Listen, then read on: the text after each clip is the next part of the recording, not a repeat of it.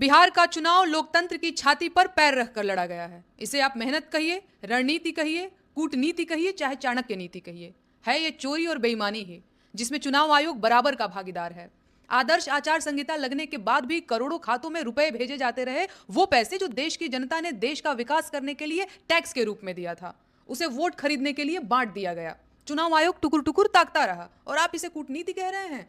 अगर ये कूटनीति है तो फिर लूट किसे कहते हैं? फर्जी मतदान के प्रमाणों से सोशल मीडिया भरा पड़ा है, लेकिन चुनाव आयोग लोकतंत्र का गला कसता रहा। आप चाहें तो इस चुनाव को बिहार वासियों की मजबूरी का फायदा उठाना भी कह सकते हैं। बाढ़ की बर्बादी झेलने वाली जनता के साथ हुई ठगी भी कह सकते हैं। लाठी खाने वाले बेरोजगारों के साथ हुआ अन्याय भी कह सकते हैं। पर भगवान के लिए इसे लोकतांत्रिक चुनाव मत कहिए। सच ये है कि बिहार को दोबारा ठग लिया गया है और बिहार वासी अगले 5 सालों तक दोबारा उसी बर्बादी के चक्र में फंसे रहेंगे, जिसमें उन्हें शोषण और बर्बादी के अलावा और कुछ नहीं मिलेगा। खुद सोचिए, न रोजगार का मुद्दा उठा, न पलायन पर बात हुई, हत्याएं होती रहीं, जहरीली शराब से मौतें होती रहीं, मरीज अस्पताल के बाहर मरते रहे और प्रदेश में बिहारी बेइज्जत होते रहे।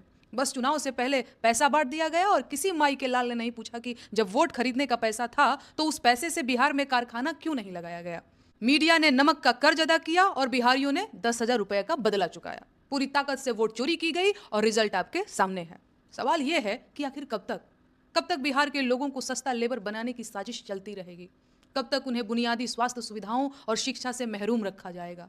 कब तक उनकी नस्लें परदेश में लोहा पीटेंगी और ईंटें उठाएंगी? आखिर कब तक बिहार का चुनाव बिहार के मुद्दों के बगैर होता रहेगा?